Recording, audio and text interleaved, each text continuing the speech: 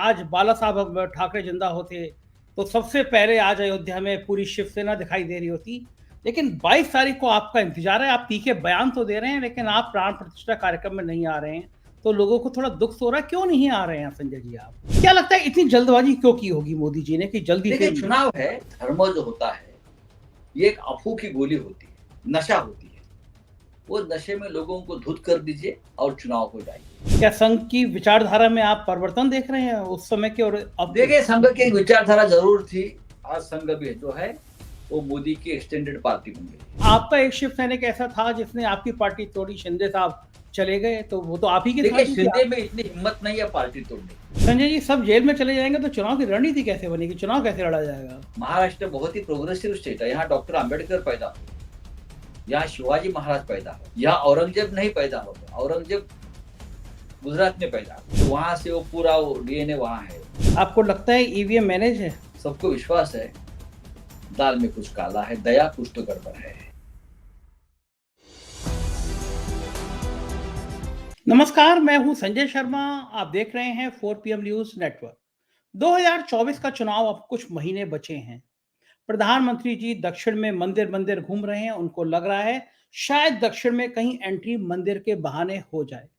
राम मंदिर का मुद्दा हिंदी भाषी राज्यों में बहुत प्रमुखता के साथ उठाया जा रहा है। एक बड़ा सवाल उठ रहा है कि भारतीय जनता पार्टी की जो सबसे पुरानी सहयोगी पार्टी थी, जो भाजपा से ज्यादा हिंदुत्व की बात करती थी, वो शिवसेना। मैं शिवसेना इसलिए कह रहा हूं कि हालांकि चुनाव आयोग ने असली शिवसेना शिंदे गुट को माना है, लेकिन महाराष्ट्र के लोग अभी भी असली शिवसेना ठाकरे परिवार को मानते हैं। एक स्वाभाविक रिश्ता है बाला साहब के साथ और महाराष्ट्र के लोगों के साथ। तो उद्धव ठाकरे गुट की शिवसेना का भी लोगों को इंतजार है। अयोध्या में इंतजार है। लोगों को कहना है कि ठाकरे साहब जब जिंदा थे तो शिवसेना बहुत बार शिवसैनिक यहाँ पे आए, शिवसेना के बड़े बड़े नेता आए, लेकिन 22 तारीख को इंतजार है उद्धव ठाकरे का। ठाकरे साहब की किसी विरासत का उत्तराधिकारी कोई आए, लेकिन इस बार तलवारें खिंची हुई हैं। तो मैंने सोचा कि इस मुद्दे पे बात की जाए संजय राउत से, क्योंकि उद्धव ठाकरे के साथ एक बहुत मजबूती के साथ खड़े रहने वाले नेता हैं संजय जी। सांसद हैं और बहुत मुखर हैं। उनकी इस मुखरता के चलते मोदी सरकार ने उनको भी जेल यात्रा करा दी। लेकिन ये लोग हैं जो ईडी से, सीबीआई से, इनकम टैक्स से डरते नहीं हैं। तो मैंने जब संजय जी से बात की तो उनके पुराने तेवर सामने थे। उन्होंने कहा कि प्रधानमंत्री ये जो मंदिर मंदिर घूम रहे हैं, ये प्रधानमंत्री का काम नहीं है। प्रधानमंत्री नाटक कर रहे हैं। और गुजरात और महाराष्ट्र के रिश्तों पे भी उन्होंने बहुत तीखी बात कही। उन्होंने कहा कि ये शिवाजी का खून है महाराष्ट्र में, औरंगजेब यहाँ पैदा नहीं होते, औरंगजेब गुजरात में पैदा होते हैं। बहुत तीखा इंटरव्यू है। मैं चाहूंगा कि ये पूरा इंटरव्यू सुन के आप अपनी राय से जरूर अवगत कराइएगा कि आपको संजय जी का ये इंटरव्यू कैसा लगा। मैं बड़ा खुश था कि मैं भी संजय और वो भी संजय, मैंने इंटरव्यू की शुरुआत भी यहाँ से करी। आपकी राय का इंतजार रहेगा। राजनीति के इस दौर में महाराष्ट्र बहुत प्रमुख नाम जगह है, क्योंकि उत्तर प्रदेश के बाद सबसे ज्यादा लोकसभा की सीटें देने वाला महाराष्ट्र है। इसलिए प्रधानमंत्री जी एक एक महीने में वहां दौरा लगा रहे हैं। लेकिन होगा क्या, महाराष्ट्र की राजनीति के तीखे तेवर क्या रहेंगे, ये इस इंटरव्यू में आपको पता चलेगा। चलते हैं सीधे संजय जी के पास। स्वागत है संजय जी आपका 4PM नेटवर्क न्यूज नेटवर्क में। बहुत दिनों से मेरा मन था कि आपसे बात करूं। एक संजय शर्मा एक संजय से बात करें। और हम लोग पढ़ते थे कि संजय नाम के जो लोग होते हैं थोड़े तेज तर्रार होते हैं। अपनी तारीफ करने का मौका अपनी तारीफ करने का मौका मिल रहा है मुझे आपके बारे, क्योंकि आप महाराष्ट्र में जितने फायर ब्रांड नेता हैं तो उसकी चर्चा पूरे देश में होती रहती है। उत्तर प्रदेश में भी चर्चा हो रही है संजय जी आपकी ज्यादा। और वो इसलिए हो रही है कि भारतीय जनता पार्टी का सबसे बहुप्रतीक्षित कार्यक्रम भगवान राम के मंदिर में प्राण प्रतिष्ठा, और आपके कुछ तीखे तीखे बयान आ रहे हैं। माना यह जा रहा था कि अगर आज बाला साहब ठाकरे जिंदा होते तो सबसे पहले आज अयोध्या में पूरी शिवसेना दिखाई दे रही होती। लेकिन 22 तारीख को आपका इंतजार है। आप तीखे बयान तो दे रहे हैं लेकिन आप प्राण प्रतिष्ठा कार्यक्रम में नहीं आ रहे हैं, तो लोगों को थोड़ा दुख हो रहा है। क्यों नहीं आ रहे हैं संजय जी आप? बात ऐसे है कि अयोध्या हमारे लिए कोई नया क्षेत्र नहीं है, तीर्थ क्षेत्र नहीं है। हम अयोध्या में 40 साल से जा रहे हैं। जब बीजेपी का वहां कोई लेना देना नहीं था तब से हम अयोध्या में जा रहे हैं। अब 2 साल पहले भी गए थे, उद्धव जी मुख्यमंत्री थे तब भी हम जाकर आए, उससे पहले भी जाकर आए। जब ये पूरा मामला कोर्ट में चल रहा था तब भी हम अयोध्या में थे, सब लोग उद्धव जी के साथ। तो अयोध्या ये कोई किसी की प्राइवेट प्रॉपर्टी नहीं है कि भारतीय जनता पार्टी बुलाएंगे तब हम जाएंगे, ऐसा नहीं है। रामलला और हमारा एक भावनिक रिश्ता है, इमोशनल रिश्ता हमेशा रहा शिवसेना से। अब ये उनका एक पॉलिटिकल कार्यक्रम है, जैसे कोई पार्टी का अधिवेशन होता है ना, वैसा अयोध्या में उनका एक राष्ट्रीय राजनीतिक कार्यक्रम चल रहा है, वो चलने दीजिए। वैसे तो शंकराचार्य भी नहीं जा रहे, और भी बहुत से लोग हैं जो अयोध्या और राम के ऊपर आस्था रखते हैं, श्रद्धा रखते हैं, लेकिन वो कार्यक्रम में नहीं जाना चाहते। हम बाद में जाएंगे। हमारा कार्यक्रम उसी दिन पंचवटी में है, नासिक में जो पंचवटी जहाँ राम का निवास रहा हमेशा, दंडकारण्य जो नासिक में है, वहां 22 तारीख और 23 तारीख को हमने राम के सम्मान के आयोजन में सभी कार्यक्रम रखे। वहां एक कालाराम मंदिर है, कालाराम मंदिर जहाँ राम की कुटी हुआ करती थी जब वो वनवास में थे, वहां कार्यक्रम है। और हम पूरी श्रद्धा से हमारा उस दिन हमारा कार्यक्रम करेगा। और ये सब वहां से बीजेपी हटने के बाद 22, 23, 24 तारीख को हम जाएंगे, केजरीवाल जी जाएंगे, शरद पवार साहब जाएंगे, सबका प्रोग्राम बन रहा है, हम जाएंगे। बीजेपी का इनविटेशन आएंगे और हम जाएंगे नहीं, ये आपका कार्यक्रम बीजेपी का है, आप कर लीजिए। संजय जी, ये भारतीय जनता पार्टी ने इस प्रोग्राम को इतना जबरदस्त तरीके से प्लान किया। ये जो गोदी मीडिया के चैनल है पिछले कई दिनों से सुबह से लेकर रात तक सिर्फ सिर्फ राम मंदिर दिखाते हैं। आपको लगता है कि ये 2024 का एक बड़ा चुनावी मुद्दा है जिसको तोड़ पाना आप लोगों के लिए 2019 में सबसे बड़ा मुद्दा पुलवामा था। पुलवामा था 2014 में अच्छे दिन, कश्मीरी पंडितों की घर वापसी वगैरह वगैरह वगैरह मुद्दे थे। अब ये सब मुद्दे खत्म हो गए। ना कश्मीरी पंडितों की घर वापसी हो गई, ना पुलवामा के शहीदों को न्याय मिला, और अब ये मुद्दे नहीं चलेंगे। तो अब राम मंदिर का मुद्दा, वो तो एक्सपेक्टेड था कि राम मंदिर चुनाव से पहले 2-4 महीने कर देंगे। आधा अधूरा राम मंदिर का कार्यक्रम हो रहा है। लेकिन ऐसा है कि शंकराचार्य की बात नहीं मानते हैं ये लोग, क्योंकि अभी एक 5वां शंकराचार्य देश में बन गया है, नरेंद्र मोदी जी। अब उनकी बात हम धर्म को मानने वाले लोग मान रहे हैं। आप बहुत जुड़े रहे हैं धर्माचार्यों से, शास्त्रार्थ करने वाले लोगों से। शिवसेना जुड़ी रही है, शिवसेना की पृष्ठभूमि रही है। आप भी ये बात कह रहे हैं, शंकराचार्य भी कह रहे हैं कि आधे अधूरे मंदिर में प्राण प्रतिष्ठा नहीं होना चाहिए। क्या लगता है इतनी जल्दबाजी क्यों की होगी मोदी जी ने कि जल्दी से? देखिए, चुनाव है, चुनाव में मुद्दा नहीं है। लोगों को पूरे, देखिए, पूरे विश्व की एक मान्य धर्म जो होता है, ये एक अफूह की गोली होती है, नशा होती है। वो नशे में लोगों को धुत कर दीजिए और चुनाव हो जाइए। ये आज नहीं, ये पहले भी हुआ है, आज भी हो रहा है। आज भी भारतीय जनता पार्टी हो चाहे शिवसेना हो, हम हिंदुत्ववादी पार्टी है। शिवसेना का हिंदुत्व प्रखर है, चाहे हमें सत्ता रहे, सत्ता में रहे या न रहे, हम हमारे आइडियोलॉजी कभी छोड़ी नहीं, न छोड़ेंगे। भारतीय जनता पार्टी के पास हिंदुत्व का लाइसेंस नहीं है कि जो बीजेपी के साथ है वही हिंदुत्ववादी है, बाकी कोई नहीं, ऐसा नहीं है। शिवसेना एक प्रखर हिंदुत्ववादी पार्टी है और रहेगी।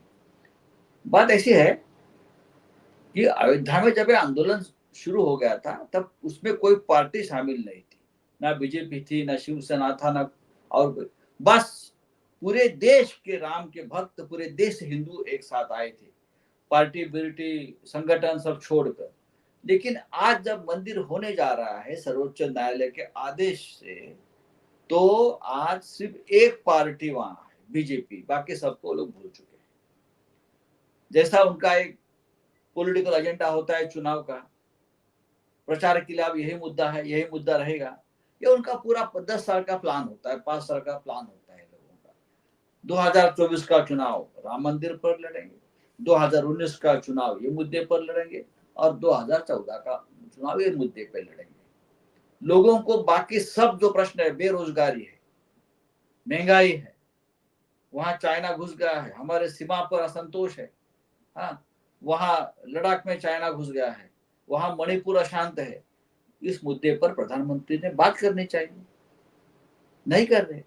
महाराष्ट्र में पहले कभी मोदी आते नहीं थे, लेकिन जब से सरकार बदली है यहाँ 8-10 बार आ गए, क्योंकि चुनाव है और यहाँ 48 सीटें हैं। लक्षद्वीप में चले गए 2 दिन, वहां मालदीव से झगड़ा कर यहाँ आ गए, वो भी राजनीति है। हर समय, हर स्टेप पर, हर कदम पर वो राजनीति करते हैं और सिर्फ चुनाव की राजनीति करते हैं, बाकी उनके दिमाग में कुछ नहीं।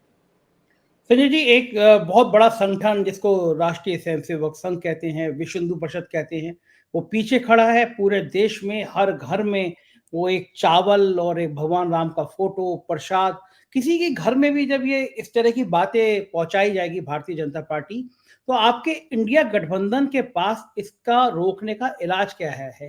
क्या क्यों रणनीति? रोकना? वो क्या है? वो क्या देश की जरूरत है? नहीं, जरूर राम मंदिर हम सभी ने एक साथ आकर संघर्ष किया है।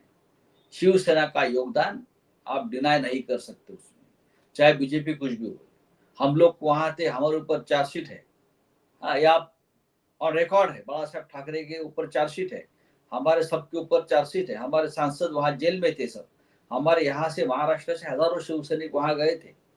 तो आप हमारा योगदान जो है अयोध्या में, अयोध्या के संघर्ष में, वो कोई नकार नहीं सकता है।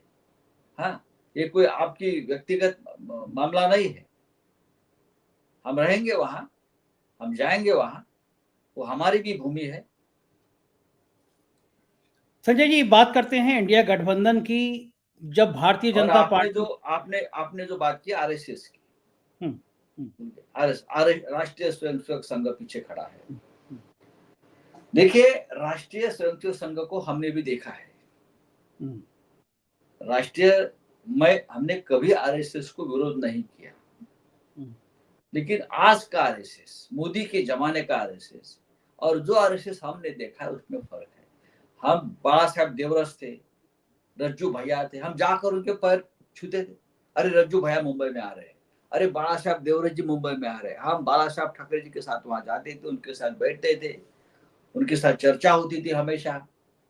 लेकिन वो वाला संघ आज नहीं है। आज संघ भी जो है वो मोदी की एक्सटेंडेड पार्टी बन गई है। क्या संघ की विचारधारा में आप परिवर्तन देख रहे हैं उस समय के और अब के? देखिए, संघ की विचारधारा जरूर थी। संघ पूरे देश को लेकर साथ चलता था। उस वक्त हमने देखा है अटल बिहारी वाजपेयी, लाल कृष्ण आडवाणी जी, बड़े बड़े संघ के जो स्वयंसेवक थे वो सत्ता में रहे, लेकिन उस वक्त संघ का विचार था वो अटल जी के साथ भी चला जाता था, कभी आडवाणी जी के साथ चला जाता था। लेकिन देश का विभाजन हिंदुत्व के आधार पर करने की कोई किसी की मंशा नहीं थी। आज वो है। आज पूरा देश दो फाड़ हो गया है। ऐसा ही रहा तो ये देश टूट जाएगा, देश अखंड नहीं रहेगा। देश में फिर एक बार दंगे फसाद हो जाएंगे, समाज में भेदाभेदी हो जाएगी। ये बड़ा देश है, ये छोटा देश नहीं है। ये 140 करोड़ का देश है। हम हिंदुत्ववादी होने के बावजूद भी ये बात हम बार बार बोलते हैं कि देश सबको साथ लेकर चलेगा।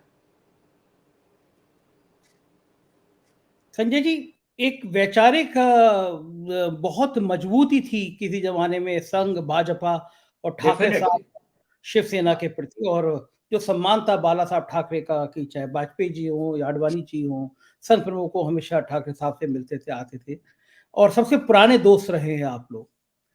क्या क्या चर्चा है कि क्या दोबारा से ये दोस्ती हो सकती है उद्धव ठाकरे जी की, जो ठाकरे बात जी ऐसी है कि भारतीय जनता पार्टी अपने आप को एक हिंदुत्ववादी पार्टी मानती है, लेकिन 25 साल से उनके साथ रहने वाली हिंदुत्ववादी पार्टी शिवसेना उनके साथ बेईमानी की, धोखा किया, पार्टी ही तोड़ दी।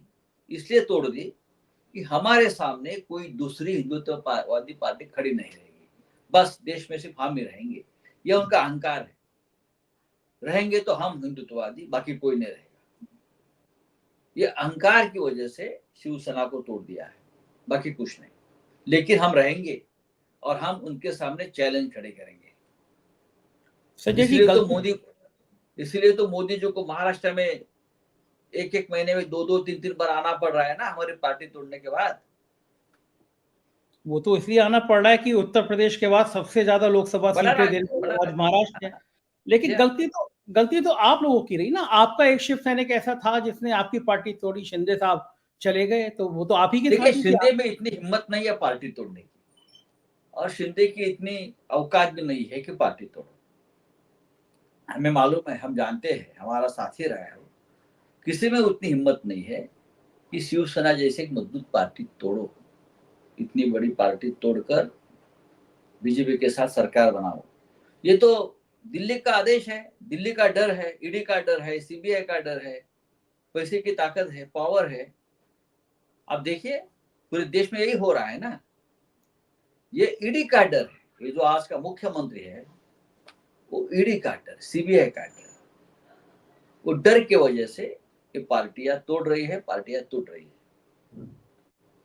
संजय जी, आप तो नहीं डरते? आपको भी जेल यात्रा करा दी, ईडी सब घेराबंदी आपकी भी हो गई, आप तो अभी भी मेरी उत्तर हो दिखे। गई, आज कल भी होगी, लेकिन हम डरने वाले, हम बाला साहब ठाकरे के साथ रहे हमेशा, मेरी पूरी जिंदगी उनके साथ गई।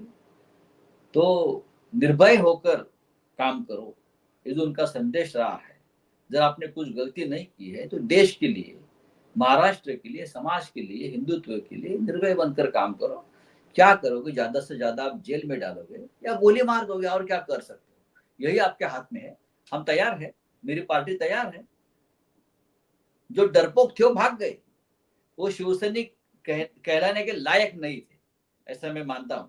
लेकिन हमारे जैसे लोग आज भी पार्टी में है, उद्धव ठाकरे जी के साथ है, और हम फिर एक बार ये पार्टी शिखर पर लेके जाएंगे। उद्धव जी के करीबी एक सहयोगी को परसों फिर गिरफ्तारी हुई है। क्या लगता है लोकसभा चुनाव से पहले आपकी वाली जो शिवसेना है उसके और नेताओं की गिरफ्तारी हो होगी? सकता है, हमारी हो सकती है, राष्ट्रवादी एनसीपी का हो सकता है, कांग्रेस के कुछ लोगों को तकलीफ, लेकिन हम ये सब तकलीफ झेलने के लिए और संघर्ष करने के लिए हम तैयार हैं। हम पीछे नहीं हटेंगे, हम तैयार हैं, हम डालो जेल में, हमको कोई प्रॉब्लम नहीं। संजय जी, सब जेल में चले जाएंगे तो चुनाव की रणनीति कैसे बनेगी? चुनाव कैसे लड़ा जाएगा? चुनाव जनता लड़ेगी, महाराष्ट्र की जनता चुनाव लड़ेगी।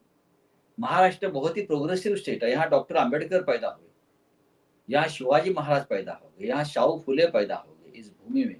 यहाँ औरंगजेब नहीं पैदा हो गया, औरंगजेब गुजरात में पैदा हो गया। आपको मालूम है, औरंगजेब का जन्म गुजरात में हो गया, तो वहां से वो पूरा वो डीएनए वहां है। यहाँ शिवाजी पैदा हुआ, यहाँ शाहू फुले आंबेडकर पैदा हुए, यहाँ बाला साहब ठाकरे पैदा हुए। आप गुजरात को नाम लेकर महाराष्ट्र और गुजरात के पुराने जख्म को ताजा कर रहे हैं, क्योंकि महाराष्ट्र के नहीं, बहुत सारे उद्योग गुजरात शिफ्ट कर दिए गए हैं। वो दर्द देखिए है आप। प्रधान, देखिए अगर केंद्र में किसी राज्य का प्रधानमंत्री होता है, वो पूरे देश का होता है, किसी राज्य का नहीं होता है।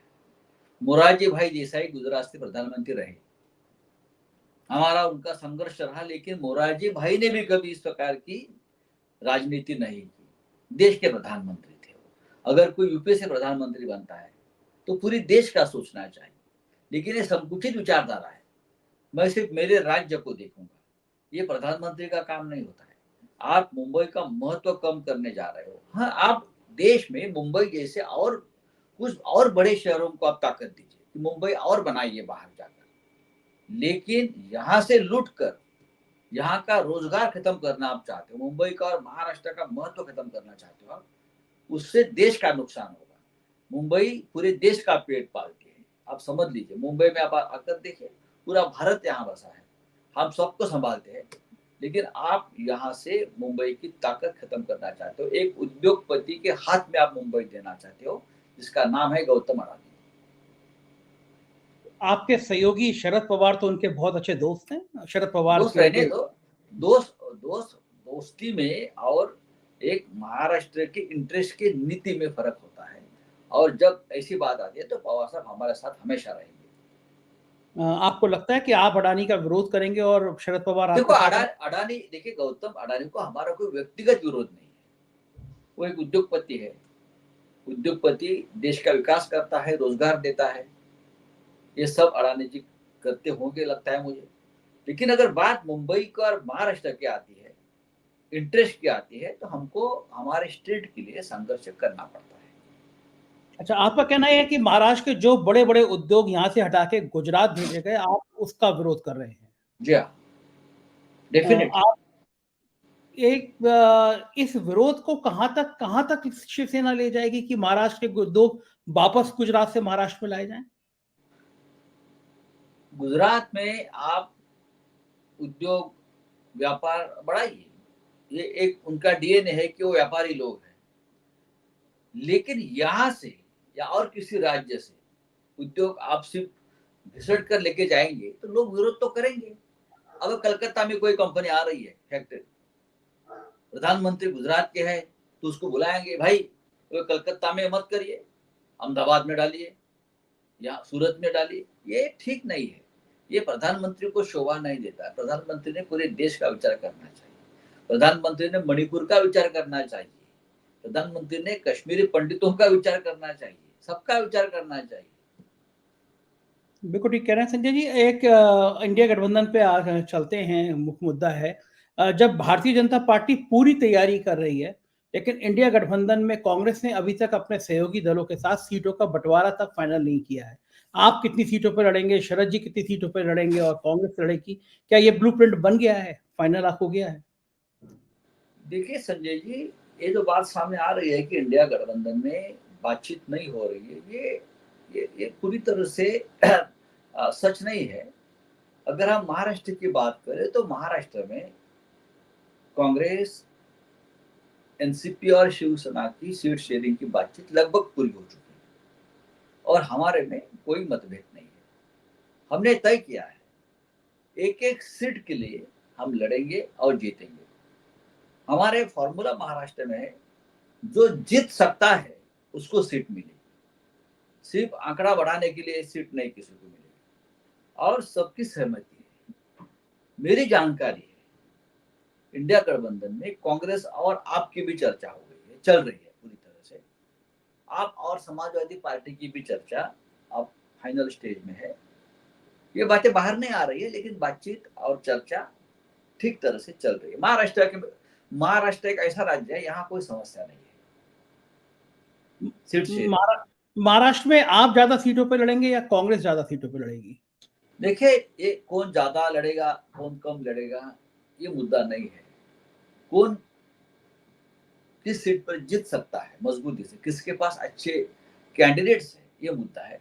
जिसके पास कैंडिडेट्स है, जिसके पास केडर है नीचे, उसको सीट मिलेगी, ये हमने तय किया। जो आपने कैडर वाली शब्द कहे हैं, वो आपने शिवसेना को बढ़त दिखा दी है कि कैडर आप लोगों के पास ज्यादा है। ये सब नाम कैडर, तो आपने एक संकेत दे दिया कि शिवसेना ज्यादा सीटों पर लड़ेगी कांग्रेस के। देखिए, कांग्रेस का भी कैडर है, मैं ऐसा नहीं मान, महाराष्ट्र हमेशा कांग्रेस का गढ़ रहा है, लेकिन 2019 में कांग्रेस को सीट नहीं मिली लोकसभा की।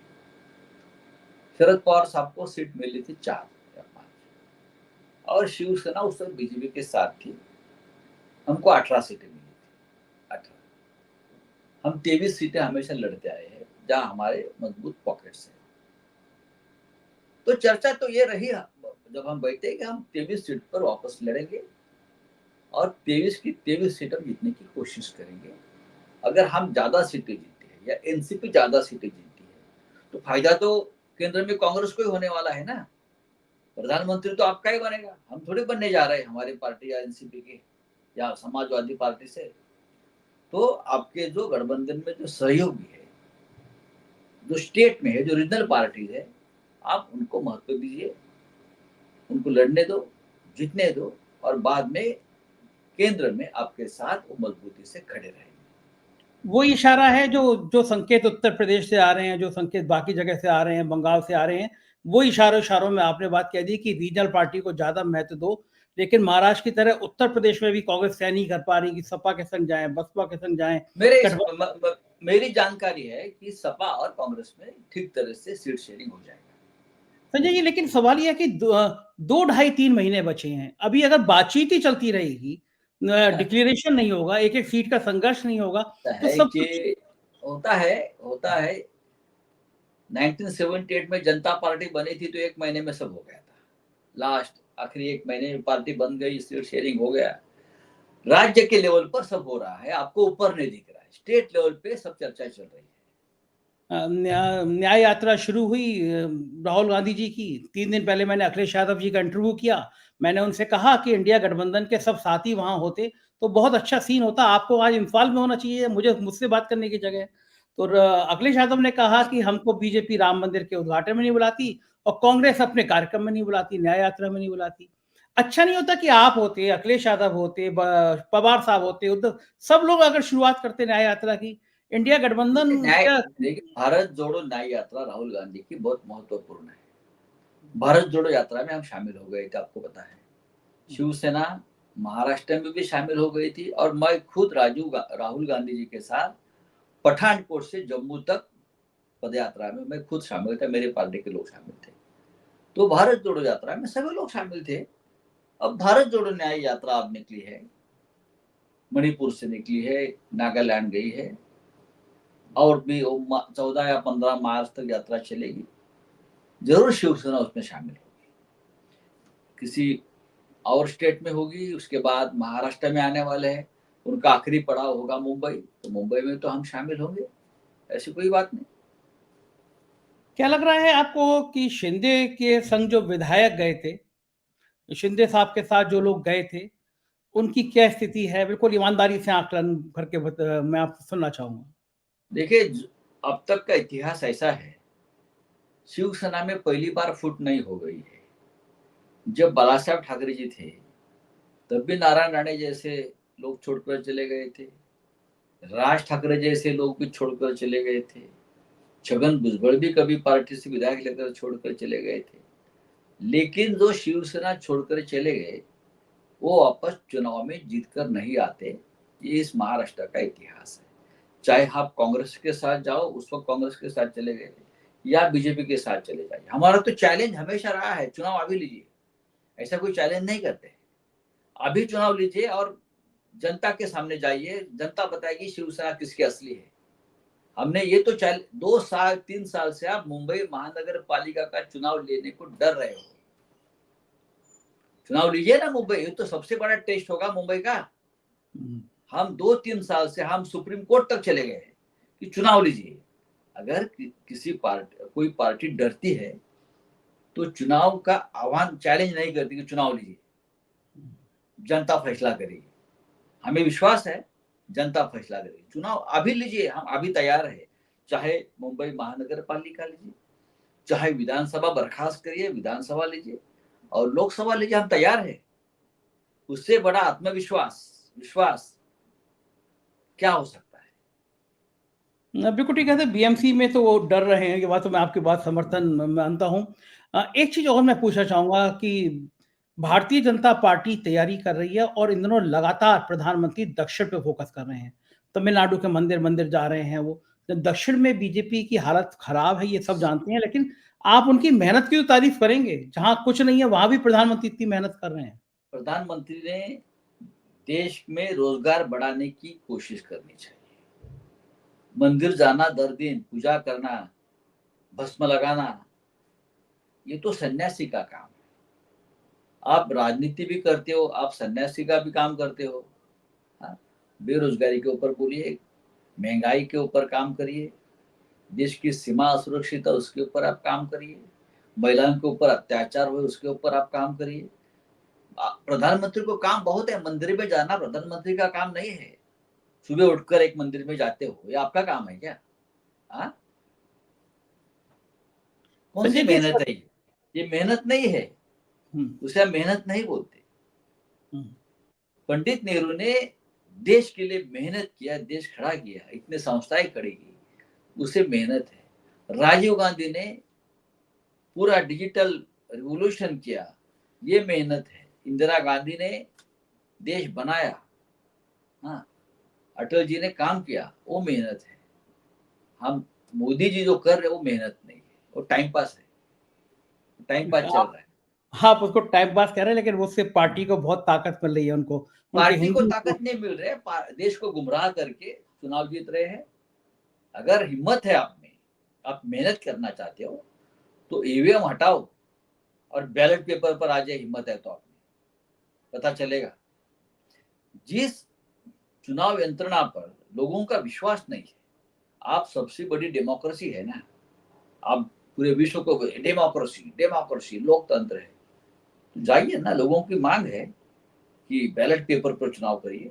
आपकी भी कभी मांग रही है, ईवीएम हटाइए, लोगों का विश्वास नहीं है, मैं जो बटन दबा रहा हूँ वोट कहाँ जा रहा है लोग देख नहीं पा रहे हैं।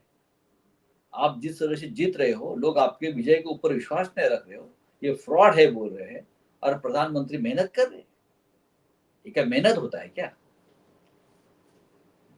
आपको लगता है ईवीएम मैनेज है?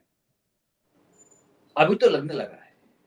मध्य प्रदेश का नतीजा देखने के बाद सबको विश्वास है दाल में कुछ काला है, दया कुछ तो गड़बड़ है। लेकिन अगर दया गड़बड़ है तो फिर तो आप 2024 भी हार जाएंगे अगर ईवीएम नहीं, मैनेज। देख लेंगे, देख लेंगे, देख लेंगे। ईवीएम के खिलाफ इंडिया गठबंधन बहुत बड़ा अभियान क्यों नहीं शुरू कर रहा? नहीं नहीं, अभियान हो गया, सुप्रीम कोर्ट चले गए, इलेक्शन कर, देखिए सभी संस्थाएं गूंगी हो गई है, अंधी हो गई है। जो घटनात्मक संस्था है, संवैधानिक, राज्यपाल हो, न्यायालय हो, इलेक्शन कमीशन हो, कोई सुनने को तैयार नहीं, कोई बात करने को तैयार नहीं, सब डरे हुए मरे हुए लोग हैं। ये क्या डेमोक्रेसी का रक्षण करेंगे? ये कौन से हमारे डेमोक्रेसी का रफालदार है? आपको लगता नहीं है कि अगर दोबारा मोदी जी आ गए तो फिर और ज्यादा बुरा हाल होगा आप लोगों का? नहीं, मोदी नहीं आएगी। एक आखिरी सवाल संजय जी, आपने कहा कि सहयोगी दलों को आगे बढ़ाएं, प्रधानमंत्री तो कांग्रेस का ही होना है, तो आपने इशारा कर दिया कि अगर इंडिया गठबंधन की सरकार आती है तो प्रधानमंत्री कांग्रेस का होगा। दो नाम है, राहुल गांधी और खड़गे साहब। आपसे पूछा जाए आप किसको ज्यादा समर्थन करेंगे प्रधानमंत्री नहीं के भाई, रूप? देखिए ऐसा नहीं कि किसको प्रधानमंत्री करना है, ये अगर कांग्रेस की बारी आती है, कांग्रेस ने एक आंकड़ा पार कर लिया 100 के ऊपर, तो बड़ी पार्टी कांग्रेस होती है, समझ लो। तो कांग्रेस को ही चॉइस है ना, कांग्रेस चॉइस करेगी। मैं किसी का नाम, राहुल गांधी नहीं बनना चाहते मेरे हिसाब से। राहुल जी से हमारी बातचीत होती है, राहुल गांधी आज उस मूड में नहीं है, लेकिन राहुल गांधी देश में एक जागरूकता लाना चाहते हैं।